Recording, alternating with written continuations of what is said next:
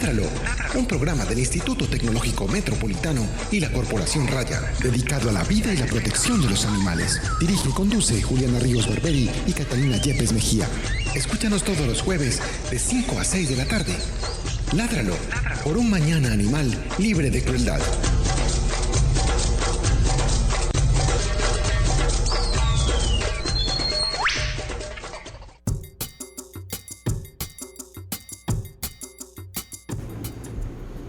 Muy buenas tardes para todos nuestros oyentes de Ládralo. Hoy es 14 de noviembre, vamos a tener un programa súper especial. Mi nombre es Juliana Ríos Barberi y soy la directora de Raya y la directora de este programa. Yo soy Catalina Yepes, coordinadora de clínicas de la Corporación Raya y codirectora de este programa. Como les venía diciendo, vamos a tener un programa muy bacano el día de hoy con Natalia Botero. Ella es bióloga y nos va a contar un poco acerca de las ballenas que visitan las aguas de Colombia en unas fechas específicas. Ya ella nos estará contando más sobre el tema. Para continuar, Catalina. Es nuestro último programa de temporada. ¿Cómo así? No es que queda faltado. No, me estaba diciendo. Es que dijo que no. Ya dentro de 8 días estamos en paro nacional, apoyando el paro y se acabó. Es que se acabó el año, Juli, se acabó. Bueno, este es el último programa de temporada, me acabo de enterar. Bueno, disfrútenlo bastante. Vamos a empezar. Noticia de la semana. Es momento de la noticia de la semana. En Ládralo. Bueno, la noticia de la semana fue una noticia que se nos olvidó pues como hablar la semana pasada, que tiene que ver con el tema de una nueva resolución que se llama la resolución 350, que habla sobre unas cuotas de pesca de tiburones y de aletas de tiburón, o sea, que le permiten a las personas, a los pescadores, tener una cierta cantidad de tiburones o aletas de tiburón en su defecto, pescadas en aguas colombianas. Se me fue, no importa. Pescada en agua colombiana. Pues esa resolución causó un gran revuelo alrededor del país, con muchos detractores que hablan sobre una escondida permisibilidad hacia el aleteo de tiburones. El aleteo de tiburones es una práctica aberrante que se practica en aguas internacionales, particularmente por personas provenientes de un país específico que tienen la aleta de tiburón, que no queremos mencionar, que tienen la aleta de tiburón como parte de no de su dieta, pero sí de la cultura gastronómica de ese país, y que pues ha diezmado en gran medida las poblaciones de tiburones alrededor del mundo. Como les venía diciendo, pues esta resolución trajo muchos detractores, o tiene muchos detractores también, por el hecho de que puede existir un guardado más allá que esté favoreciendo a alguien que exporte específicamente este tipo de productos o subproductos de los animales para beneficio económico. Además, pues varios expertos también han hablado sobre la imposibilidad de cifrar la cantidad de tiburones que se puede pescar, debido a que no hay estudios suficientes que determinen el estado de las poblaciones para poder pues sacar como esas cuotas de pesca de las que se habla en la resolución. Pues como les dije, es una resolución que ha causado mucho revuelo, que muchas personas hablan de ella, algunos a favor, otros en contra.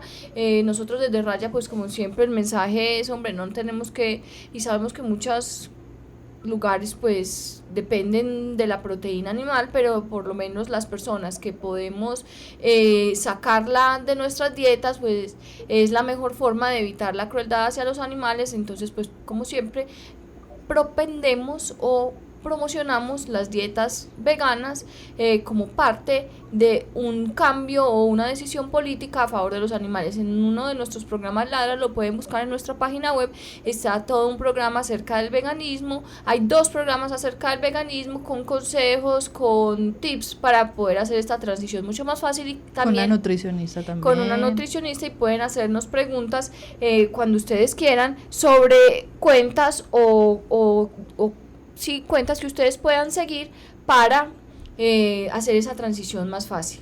Incluso hay cuentas que todo el tiempo están publicando cuáles productos son veganos. Les aseguro que en la dieta que consumimos realmente, o sea, la cantidad de productos que consumimos, hay muchísimos veganos y la gente no tiene ni la menor idea. Entonces no es un cambio tan difícil, es un cambio pues que obviamente genera un esfuerzo, pero no es una cosa del otro mundo. Bueno, ahora sí, vamos a pasar a hablar con nuestra invitada. Primero la vamos a presentar. Cata, preséntala. Ella es Natalia, como Juli ya les mencionó, es bióloga y está haciendo un excelente trabajo con el tema de las ballenas en el Pacífico colombiano. Nosotros la conocimos hace unos meses en el corregimiento de Coquí, que gracias a ella y al trabajo como acuáticos estuvimos visitando la zona para realizar una jornada de esterilización de los perros y gatos de esta región. Hola Nati, ¿cómo estás? Bueno, Nati no está pues presente aquí sentadita, está desde Bogotá, entonces está vía telefónica. ¿Cómo estás, Nati? Muy bien, y ustedes, muy como agradecida la oportunidad de saludarlas y bueno, y de charlar un poquito. Natalia, muchas gracias por estar en nuestro programa. Como Catalina venía contando, gracias a Natalia, a la Fundación Macuáticos y a la Fundación Coriacea, pudimos estar en Coquí esterilizando los perros y gatos de la comunidad, y gracias a Natalia, pues creo que la mayoría de nosotros tuvo la experiencia más inolvidable de la vida, que fue poder ver las ballenas en las aguas de Colombia con su ballenatico cruzando, nadando, veloces, hermosas, libres, y fue una experiencia para nosotras pues abrumadora. Del otro mundo. Bueno, Nati, antes de comenzar pues como con el tema del día, así hacemos unas preguntas de rigor. ¿Cuáles son tus hobbies? ¿Qué te gusta hacer en tu tiempo libre? Bueno, digamos que es una vida bastante enfocada al trabajo, pero pues bueno, siempre hay que sacar como ratico. Me encanta mucho la fotografía y nunca superé como esa etapa del coloreo. Entonces me encantan los libros de colorear y me encanta colorear y me encanta pintar. Eso es como básicamente las actividades de tiempo libre. Bueno, ¿y cuál fue la última película que te viste? La última película que me vi fue John Wick. 1, 2 o 3. La 1, no me había visto ninguna. ¡No!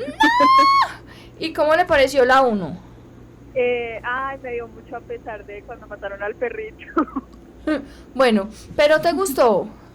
Sí, no, me gustó. Yo no soy demasiado fan de las películas de acción, pero me parece interesante.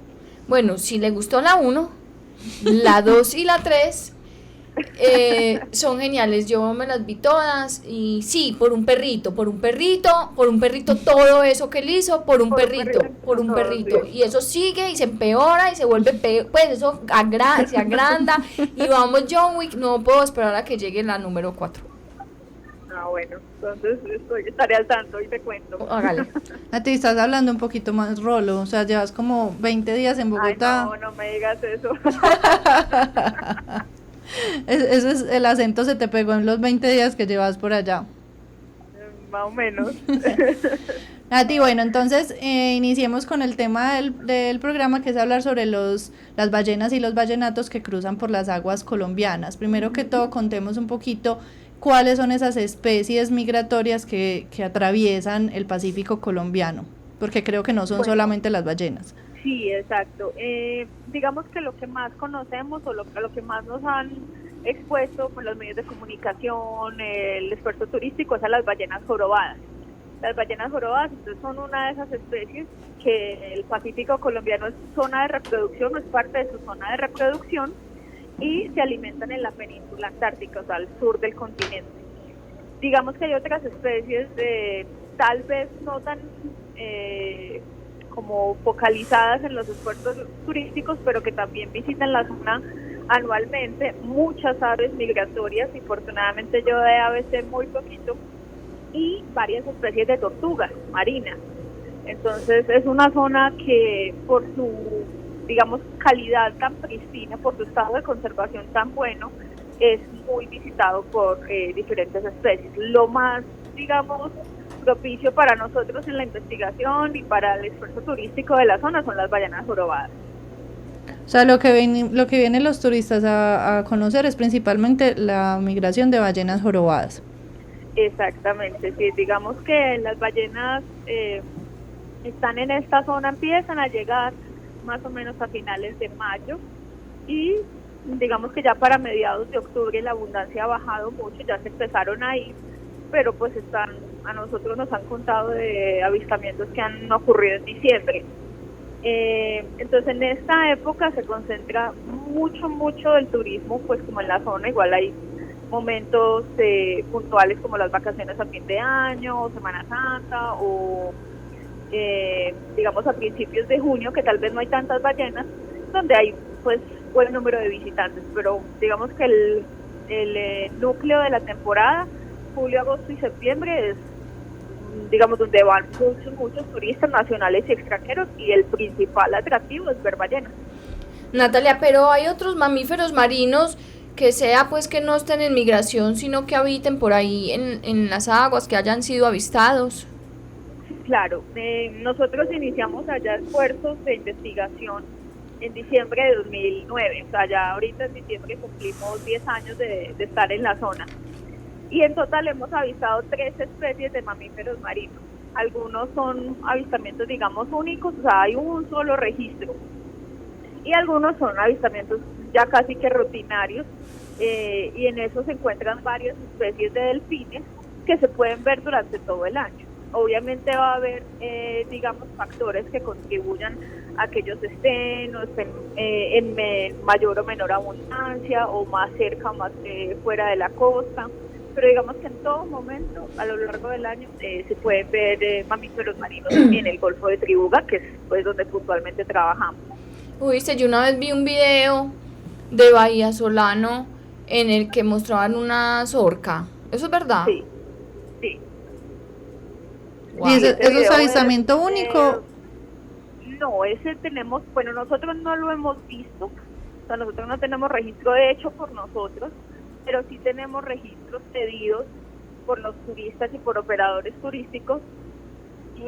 Si no estoy mal, el primero fue como en 2014 y 2016, de 2 orcas muy cerquita a la entrada de la ensenada del Parque Nacional Ensenada de Utría. Digamos que es una especie que se le denomina cosmopolita, es decir, que tiene un patrón de distribución muy amplio, entonces podría estar. Simplemente pues no, para nosotros en acuáticos no se ha dado el avistarla, pero sí hay evidencia de su presencia en las aguas del Pacífico colombiano. Bueno, y entonces hablábamos de que la gente o el atractivo mayor son las ballenas. ¿Esas ballenas corresponden a la especie jorobada o a cuál especie? Sí, son las ballenas jorobadas, exactamente.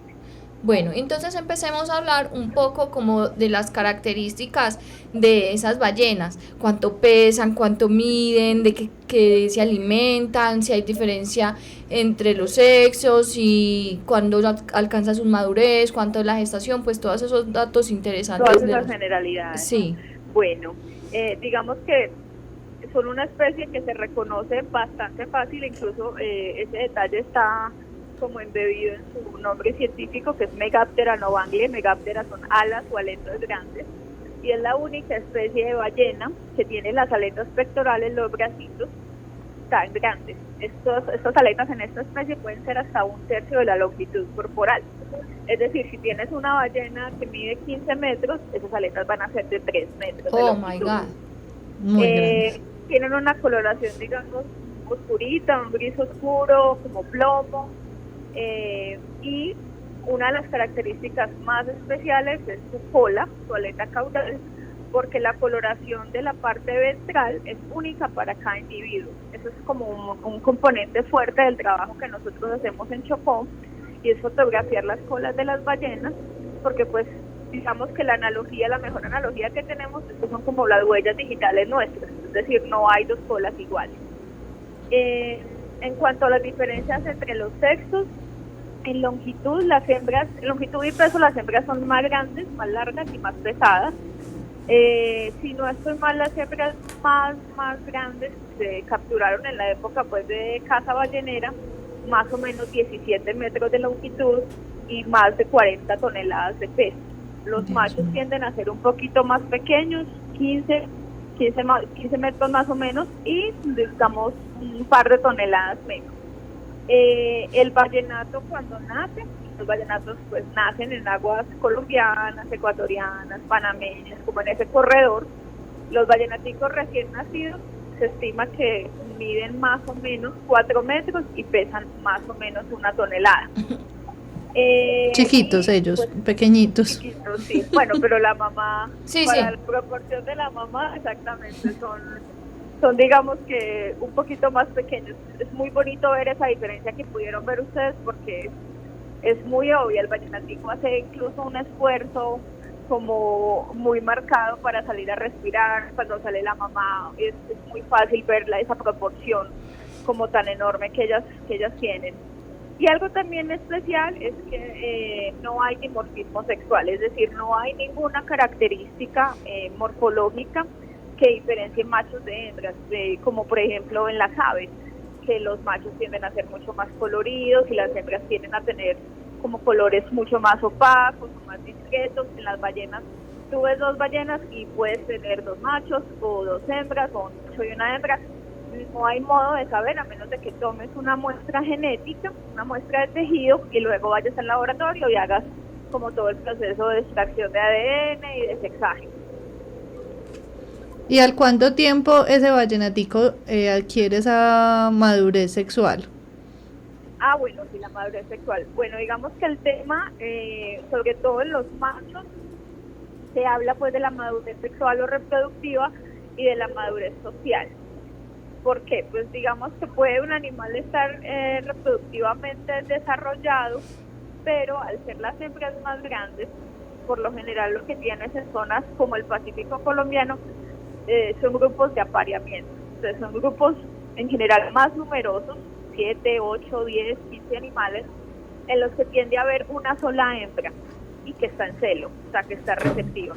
Y los machos empiezan a competir, a perseguirse, a hacer comportamientos muy agresivos para autoseleccionar, o sea, queda tal vez como el más grande o el más experimentado, como el que en mejor condición corporal esté. Eso entonces necesita como cierta experiencia. Entonces puede que los machos, que en general la edad de madurez reproductiva para esta especie se estima desde los 5, 6, 8 años, puede que haya un macho que ya sus gónadas están, digamos, desarrolladas, pero que no haya efectivamente pues como copulado y como que no sea padre de una cría, porque le falta esa madurez social.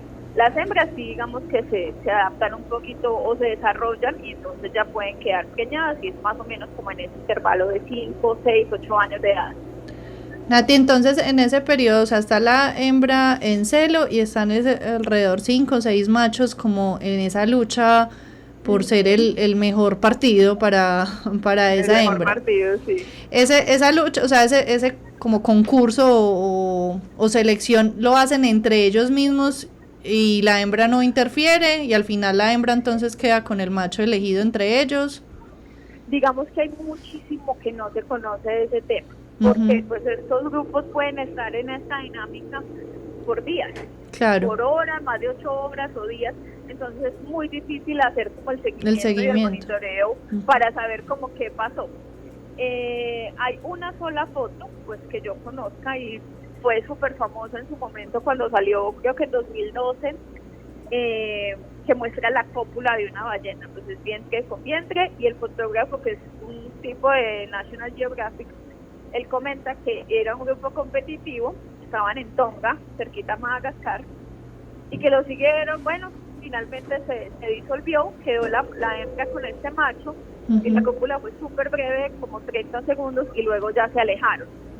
Pero entonces digamos que no se sabe mucho, no sabemos si es que, digamos, la hembra está ahí como en un rol más pasivo y son los machos los que no van como en esa confrontación y se van yendo algunos, se quedan otros y al final queda uno solo o al final quedan, no sé, 3 o 4 y la hembra copula con esos 3 o 4 y el que logre fecundar. Es muy, muy poquito lo que se conoce de ese tema.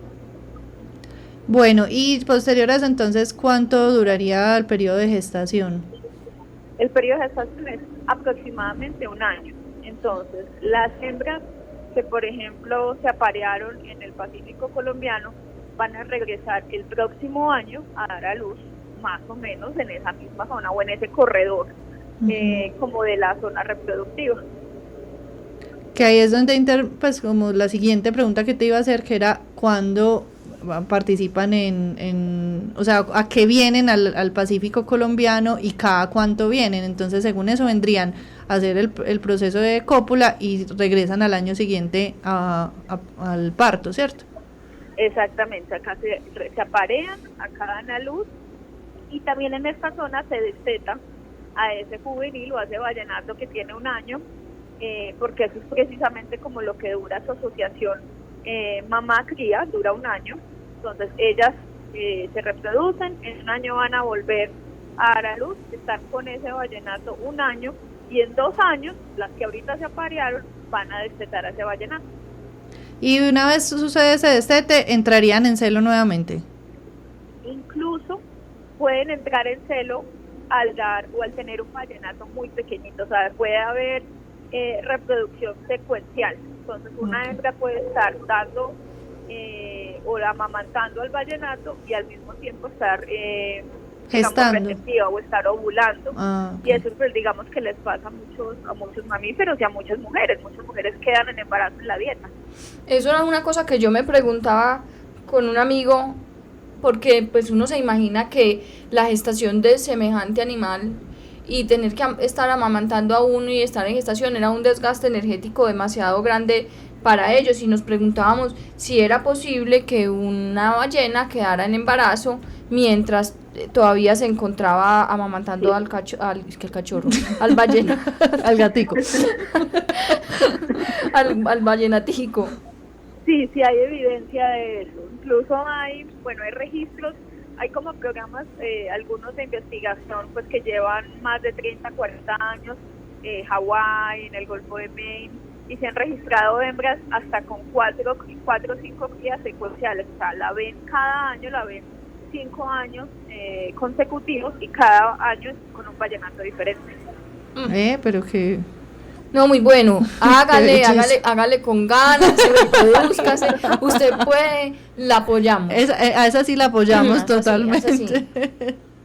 Nati, hablemos un poco del tema de la alimentación, de qué se alimentan las ballenas jorobadas, dónde se alimentan.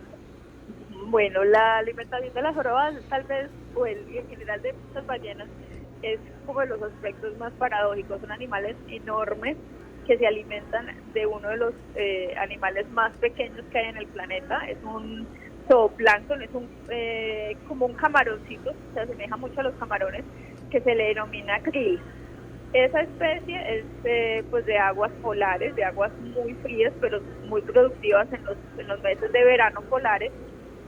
Entonces, esta población que nos llega a nosotros al Pacífico colombiano, se le denomina la Stock G, o esa denominación viene de la Comisión Ballenera Internacional, que es como el organismo, digamos, de manejo y control de la especie, o de las especies de mamíferos marinos o de cetáceos.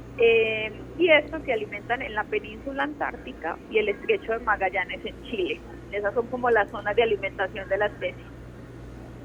Entonces ellas desde que vienen en ese proceso de migración, o sea, comieron en ese momento en Chile y arrancaron para arriba, no vuelven a consumir alimento.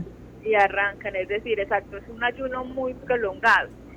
Sin embargo, pues digamos que hay cierta evidencia de zonas muy puntuales, de México, en Hawái, se ha registrado alimentación oportunística en las zonas de reproducción. por ejemplo, en el Pacífico colombiano, por lo menos en Tribugay, si no estoy mal, en el Golfo de Cupica también, ocurre este fenómeno de la migración de la gallona o la sardina, y eso más o menos es como mediados de abril hasta mediados de mayo, finales de mayo. Perfectamente, yo creo que cabe la posibilidad de que si algún grupo llega temprano pueda predar en un cardumen, sobre un cardumen de sardina. Simplemente no hay evidencia. Digamos que la investigación pues con mamíferos marinos es muy costosa, logísticamente complicada. Entonces pues nosotros puntualmente y muchos de los colegas digamos que hacen algo similar, y es focalizar la investigación en los meses de mayor abundancia. Entonces julio, agosto y septiembre. A veces si nos va bien como con las actividades de recaudar fondos y todo esto, y vamos más temprano, nos quedamos un poquito más tarde, pero entonces digamos que no ha dado la oportunidad de monitorear ese aspecto en el Golfo de Tribugá, bueno, que yo sepa en el Pacífico colombiano, pero pues cabe la posibilidad.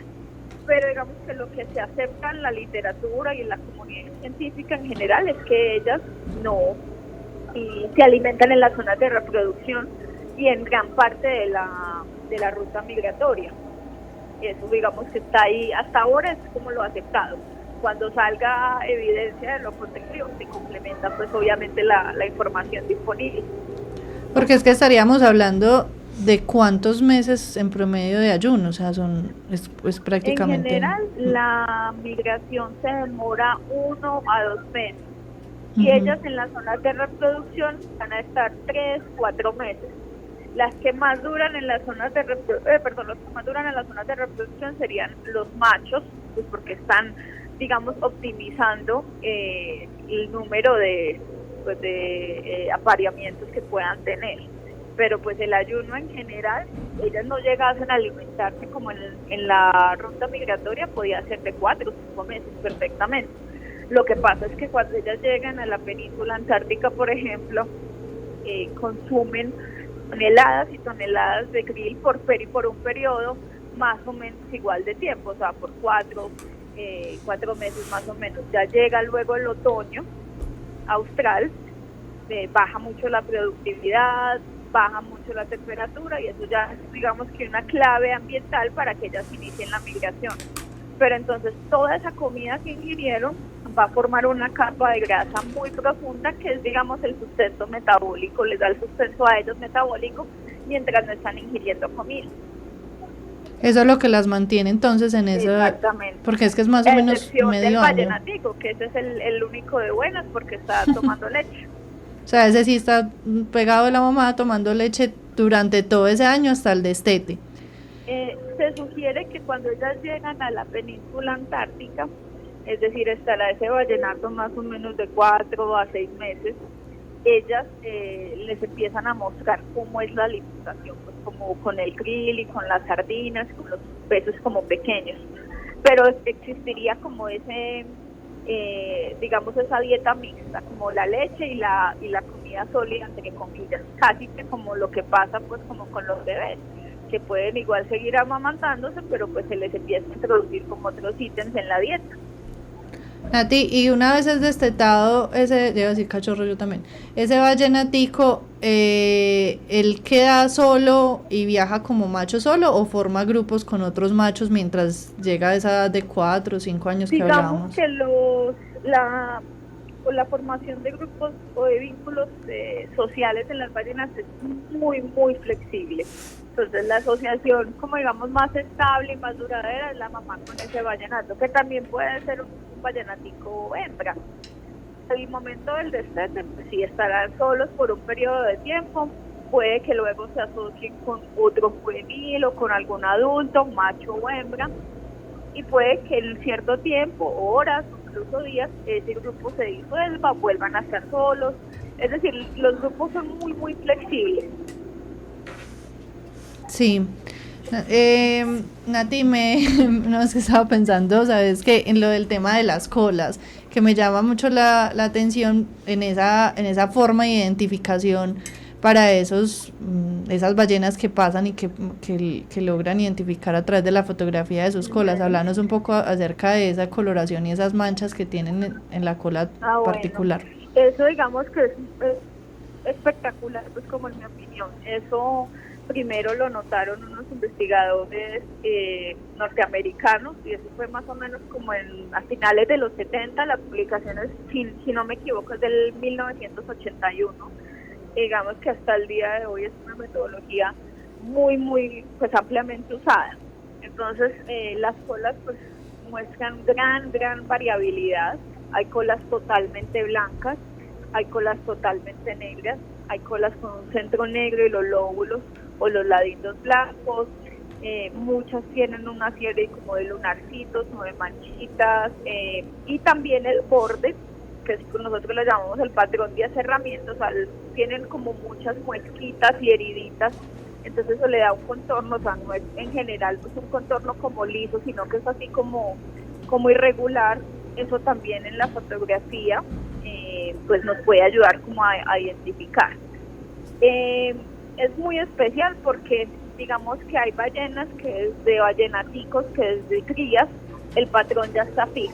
O sea, las colas, por ejemplo, que van a ser súper negras, nosotros tenemos en el catálogo nuestro fotos de ballenatos, porque pues ya el patrón está súper fijo. Pero esas colitas que van a ser centro negro, que van a ser como una mezcla de blanco y negro, en general a veces en los ballenáticos se ve como un gris ahí, como un degradé, el patrón ahí no está fijo. Entonces pues nosotros tomamos la foto, pero digamos que no se usa para esas comparaciones, para saber, bueno, este volvió o este lo habíamos visto solo una vez. No se usa como para el catálogo, pero pues es digamos una particularidad muy notable de la especie. O sea, puede que de pronto por un enmayamiento, por una colisión con una embarcación, la ballena se mutile parte de la cola. Entonces obviamente pues eso va a cambiar. O sea, una fotografía que sea posterior a eso pues va a mostrar una diferencia, pero todo el resto de características de coloración, del patrón de aserramiento tiene que coincidir. Y pues en general nosotros registramos cierto número, más o menos un 10% de recapturas, ya sea pues como del mismo año o de años anteriores. Natalia, ¿cuántas ballenas se estima que pasan por aquí y cuál es la población de las ballenas jorobadas? ¿Está en peligro? ¿Cómo está esa situación? Bueno, las ballenas jorobadas como especie, según la IUCN, que es digamos el organismo más reconocido para todos estos temas de manejo y conservación, las cataloga en este momento como una especie de preocupación menor. Es una especie que afortunadamente se ha ido recuperando muy satisfactoriamente de todo lo que fue pues la caza ballenera en los años desde los años 60, 70, que finalmente cesó más o menos a principios de la década de los 80. ¿Cuántas hay? Digamos que es un poquito complicado porque pues todos estos temas de fotoidentificación o de lo de las colas da paso a las estimaciones de abundancia. Eso está un poquito desactualizado, sin embargo. Entonces actualmente nuestro catálogo hace parte de los catálogos que están siendo comparados para actualizar esa estimación de abundancia. Entonces la estimación de abundancia que tenemos hasta el momento, que está, como les digo, un poquito desactualizada, ronda más o menos de los 8.000 a los 10.000 animales para esta población. A nivel mundial son obviamente muchos más. ¿Cuántas de esas llegan al Pacífico colombiano? Porque obviamente digamos que la zona de reproducción va desde el norte de Perú hasta el sur de Costa Rica, es decir, no esas 10.000 llegan todas juntas arrumaditas al Pacífico colombiano, hay algunas que no llegarán hasta allá. El catálogo nuestro tiene en este momento cerca de 800 animales fotoidentificados. Eso digamos que nos da como las estimaciones funcionan como dando un rango, es decir, bueno, son 800, entonces digamos que pueden ser desde, por dar un ejemplo, porque no hemos hecho ese proceso de 650 a 1200. Eso es más o menos cómo funciona ese proceso. En este momento estamos como desarrollando esa estimación para nuestra zona de estudio. A ti, porque igual finalmente no todas les logran ver la cola, que era lo que veíamos en el avistamiento que hicimos en Coquí, pues que hablarnos un poquito de la forma como nadan, sobre todo que las hembras no hacen, pues no se sumergen tanto porque están con el vallenato, mientras los machos casi siempre sí sacan más la cola. Y también háblanos del escolta, Bueno, ok. Bueno, digamos que la cola, en general, ellos la van a mostrar al inicio de un buceo profundo, entonces de un buceo más prolongado. Por lo general, cuando uno ve ballenas, pues obviamente va a haber diferencias en cuanto al tipo de grupo, al contexto que está pasando en ese momento, pero lo más normal es que ellas respiren o tengan una secuencia de varias respiraciones, 4 o 5, espaciadas más o menos 20, 30 segundos, es decir, que salgan cada 30 segundos a respirar y luego arqueen el cuerpo y saquen la cola. Eso es como, digamos, lo normal. ¿Qué pasa? Cuando tienes una hembra con el vallenatico tiene obviamente unos pulmones muy pequeños, por ende su capacidad pulmonar es más reducida, entonces tiene que salir a respirar con mucha más frecuencia, sus buceos son mucho más cortos. Y la mamá está, digamos, muy expectante, puede que se sumerja y no la veamos, pero está digamos muy cerca a la superficie, entonces como no está haciendo esos buceos tan profundos ni tan prolongados, no sacan la cola con mucha frecuencia. No quiere decir pues que nunca lo hagan, sí tenemos fotografías de animales identificados como las madres con su vallenatico al tiempo, pero no es tan común. Digamos que ya los grupos que van ya migrando, los grupos competitivos, ahí cambia mucho la cosa, porque hacen muchos buceos y hacen mucha actividad en superficie, entonces esos grupos son muy muy buenos para obtener varios registros de fotoidentificación. Y el escolta. El escolta. Bueno. Entonces, la mamá con el vallenato, como les dije, pues es la asociación más duradera. Sin embargo, ocasionalmente a las mamás con cría se les une otro individuo que se le ha llamado escolta. Entonces, digamos que eso dio primeramente una interpretación como, bueno, es el papá. Lo que se ha mostrado con análisis genéticos, así yendo a tomar una muestrica de tejido, es que no es el papá del vallenato. En general, no se sabe mucho tampoco si hay algún grado como de parentesco con la madre, pero lo que se ha mostrado es que no, en general no es el papá del vallenato, pues como les dije, la cópula es como muy breve y las asociaciones son muy, muy de corto plazo, entonces el macho pues digamos que preña a la hembra y no hay una asociación duradera. No se hace responsable. Sin embargo, pues él es un padre irresponsable. Sin embargo, pues la asociación de la escolta es muy interesante precisamente pues pensando como en esa posibilidad de que no hay como un parentesco muy directo, pero pues puede durar un par de horas a un par de días.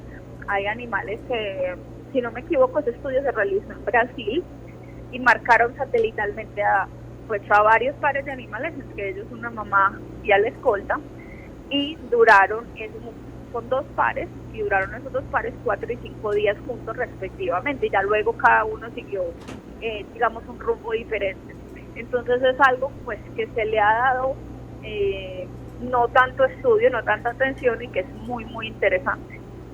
¿Y qué teoría se tiene? No, todavía no hay ninguna hipótesis de que sí, hay 2 hipótesis como básicas. Una entonces es que, digamos, existiría cierto grado de parentesco genético entre esa mamá y esa escolta, y entonces que la escolta está ahí para brindar como, digamos, protección ante el acoso de otros machos, digamos, en el contexto de que la hembra esté receptiva o esté ovulando, o ante depredadores. De los predadores más notables de las ballenas jorobadas son las orcas, pero puntualmente son los vallenatos, porque a los adultos pues ya no los atacan, pero los vallenatos sí, tratan de separarlos de la mamá y los ahogan y ya se los comen. Entonces digamos que hay instancias muy interesantes, creo que ese estudio o esa publicación viene de Australia, en los que había intentado o había intentos de depredación por parte de orcas y los escoltas eran los que defendían al vallenato. Y por otro lado está, digamos, una hipótesis que a mí personalmente me llama mucho la atención, sin descalificar pues como la anterior, que es que simplemente el escolta está, digamos, asociándose con esa mamá en caso de que ella entre a una ovulación por parto. Entonces estará con ella un par de días evaluando por mecanismos que, digamos, todavía conocemos muy poco de ellos, cómo determinan los machos que esa hembra está receptiva o no, y en caso de que no, pues digamos ya se determinaría la asociación. Puede también ser como un caso de que pues los machos obviamente tienen como esas secuencias o esos momentos en los que están en agrupaciones de muy alta energía, en esa competición muy intensa, y digamos que pueden asociarse a una mamá con cría que en general tienen un desplazamiento muy lento, que están descansando, como para recuperar pues un poquito como la energía. Es algo que todavía, digamos, es cuestión de mucha investigación. Natalia, hablemos un poquito de las amenazas de la especie. Pues ya sabemos que el tema de la caza de ballenas que se vio a principios del siglo pasado y bueno, a mitad también, pues ha cesado y eso, pero en ese momento, ¿cuáles son las amenazas principales de las poblaciones de ballenas? Bueno, por lo menos de ballenas jorobadas. Sí, digamos que son, como les dije, es una especie pues que se está recuperando satisfactoriamente, sin embargo, pues hay, digamos, otros factores de preocupación para su conservación. Entonces es una especie que se ve afectada, como muchas otras, tiburones, peces, tortugas, por la captura incidental en artes pesqueras. Entonces en redes fantasmas, redes que se quedan abandonadas en el mar, que no las recogen o que digamos intencionalmente las botan al mar. Eso las afecta mucho porque pues en general esas mallas, esas redes tienen contrapeso para que se extiendan y puedan como estar abiertas, y eso les va pesando a los animales y eventualmente lo que va a pasar es que ya la ballena no es capaz de salir a respirar, no puede con el peso y se va a ahogar. También con las colisiones con las embarcaciones, entonces digamos los motores o los sistemas de propela de las embarcaciones, sobre todo de las embarcaciones grandes, mercantes, de transporte pues como de carga, las pueden afectar mucho. En general una colisión en muchos casos es fatal, o sea, hay fracturas o hay traumatismos ya muy severos y el animal se muere.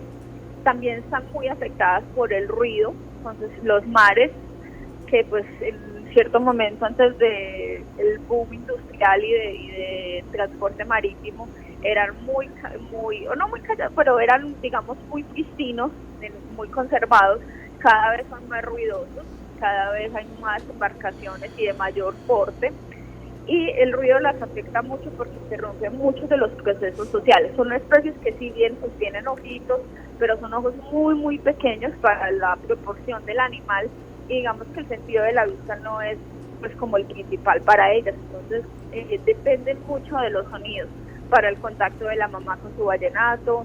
Los machos cantan, se presume que eso tiene alguna función digamos para su estructura social o para su reproducción, y todo eso se ve afectado por la contaminación acústica.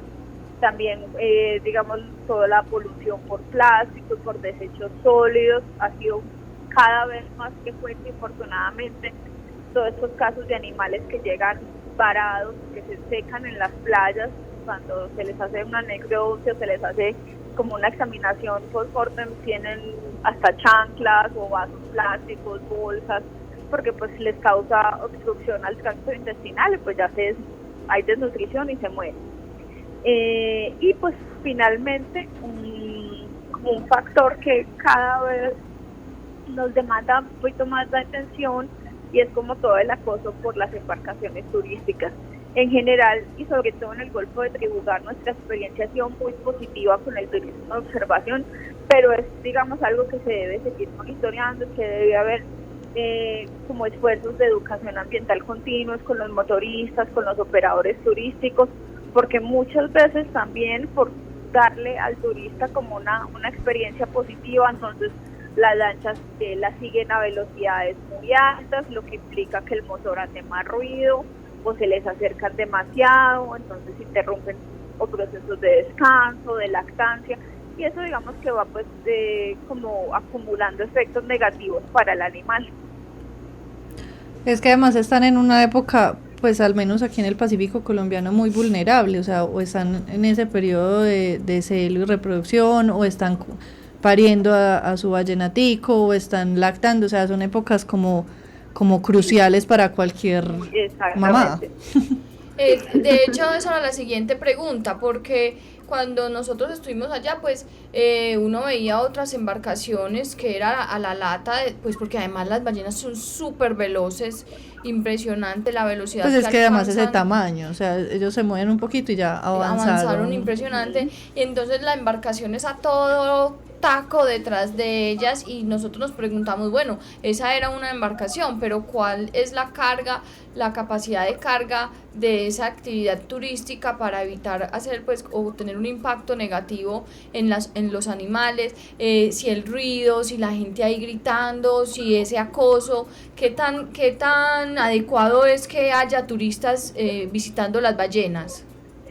Bueno, yo creo que en general el turismo puede ser algo muy positivo. No así de por sí, sino que requiere obviamente como de un esfuerzo y de una autocrítica muy importante por parte de los operadores. Como les digo, hemos visto de todo, tanto el lado muy positivo, y es decir, como los operadores que son muy conscientes, que tratan de hacer avistamientos de pronto más cortos, a no quedarse 3 horas siguiendo a un animal, sino una media hora, 35, 40 minutos, ya se van para no molestarla más, o dejar tal vez el motor en neutro y no meterle chancla como para estar ahí cerquita, ser muy conscientes digamos de la distancia, y yo creo que es relativamente fácil para los operadores ver si están causando un impacto. Si el comportamiento del grupo cambia radicalmente, ahí es muy fácil ver que la embarcación las impactó. O sea, si tienes un grupo que está saltando como unas locas y que luego ¡pum!, cambian y empiezan a hacer buceos súper largos y cada vez salen más lejos, eso obviamente puede ser interpretado como un animal que simplemente no quiso ser seguido, no quiso estar en un avistamiento. Está huyendo. Hay animales que, sí, exacto, que no les importa. O sea, por ejemplo, estos grupos competitivos, lo que yo les decía de los machos persiguiendo a las hembras, eso les vale huevo. Estos pueden estar ahí 4 lanchas y a estos no les importa porque están en su función. Están concentraditos. Pues sí, pero digamos que igual hay que tener como precaución, hay que guardar las distancias. Son animales muy grandes, es decir, una ballena con un coletazo fácilmente manda una de estas lanchas del Golfo de Tribugá para la porra, porque pues son lanchas de fibra muy muy vulnerables. O sea, ahí está la gente muy vulnerable, entonces es una preocupación no tanto por los animales como por digamos los tripulantes de la embarcación. Pero yo creo que en general el turismo puede ser como algo positivo, es una opción, digamos, adicional de sustento y de seguridad alimentaria para las comunidades, y también puede ser usado como plataforma para la investigación. Eso nosotros puntualmente como Macuáticos y otros colegas que han trabajado en la zona y en general en el Pacífico colombiano han usado también las embarcaciones como plataforma, como compartiendo todo ese tipo de datos con los turistas, y a cambio colectando todos estos datos. Entonces es algo que puede ser muy positivo, sin duda, pero pues requiere de monitoreo y de control, que en muchos casos, en muchas comunidades tienen que ser autoejercidos, porque pues no están las autoridades de pronto haciendo el control y el monitoreo que deberían. Antes de que hablemos sobre Macuáticos, que ya nos está acabando el tiempo, ¿existe regulación para ese turismo? O sea, ¿legalmente hay alguna normativa que diga hay que protegerlas de esta manera, hay que tener esta distancia? Sí. Digamos que el Ministerio de Turismo en el año 2012, si no estoy mal, emitió unas recomendaciones que se enfocan, digamos, como en un avistamiento seguro y que no causen impacto pues negativo a los animales. Entonces, ¿qué se propone en esa recomendación? Que los grupos se sigan a más o menos 200 metros de distancia, que se tenga ese motor en neutro, que se tenga especial cuidado cuando se trata de grupos con vallenatos, porque obviamente sabemos que el animal está mucho más vulnerable. Una separación entre una mamá y cría pues es fatal para el vallenato no puede sobrevivir solo. Y nosotros adicionalmente pues digamos que la recomendación que siempre hacemos a los motoristas y a los operadores turísticos es que no o de pronto limitar la duración del avistamiento a unos 30-40 minutos. ¿Por qué? Ese grupo muy probablemente va a encontrar una serie de embarcaciones en su tránsito, tanto como cuando está como ocupando una zona por varios días, como en el proceso de migración hasta el Pacífico colombiano y de regreso a la Antártida. Entonces, digamos como que ahí ya se presta la posibilidad de esos efectos acumulativos. Al limitar el avistamiento a esos 30-40 minutos, pues digamos que controlamos o reducimos un poquito más el impacto. Y digamos que hay también una recomendación en esta publicación del Ministerio de Turismo, y es de no tener más de 3 lanchas focalizadas sobre un grupo. Entonces, si llega una cuarta, esperar como en la periferia, como al ladito, hasta que una de las lanchas se retire y ya ir a ocupar. También es muy importante el modo en el que la seguimos. Entonces, nunca entrarle a un grupo de frente, porque se van a sentir amenazadas. Siempre hacerlo por detrás o por los lados. Y pues digamos que sobre todo tratar como de moderar todo este impacto asociado al ruido. Nati, ¿y quién las protege durante ese proceso de migración? ¿Hay algún trabajo conjunto de los países, pues como Chile, Panamá, Colombia, que son atravesados por este proceso de migración? ¿Hay algún tipo de convenio para su protección?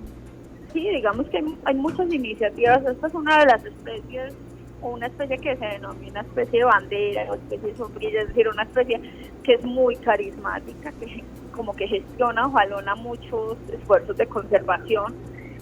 Puntualmente pues yo conozco como un poquito de cerca el proceso de lo que es la Comisión Permanente del Pacífico Sur, que pues porque mi mentor de pregrado y de doctorado trabaja allá en Ecuador.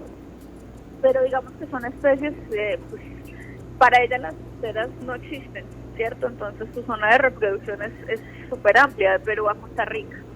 Entonces todas esas acciones pues tienen que ser, digamos, a nivel regional, algo que sea estrictamente a nivel de Colombia, y donde en Ecuador, en Perú no se extendieran como esas medidas de protección, pues digamos que es muy poco efectivo.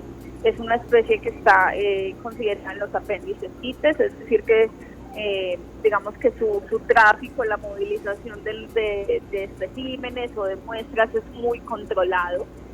En Colombia es especie de interés para los parques nacionales naturales, en general para muchos, o sea, tiene muchas figuras de conservación. Natalia, para terminar, cuéntanos un poquito brevemente lo que hace la Fundación Macuáticos. Bueno, la Fundación Macuáticos fue constituida, pues digamos, ya formalmente en el año 2010.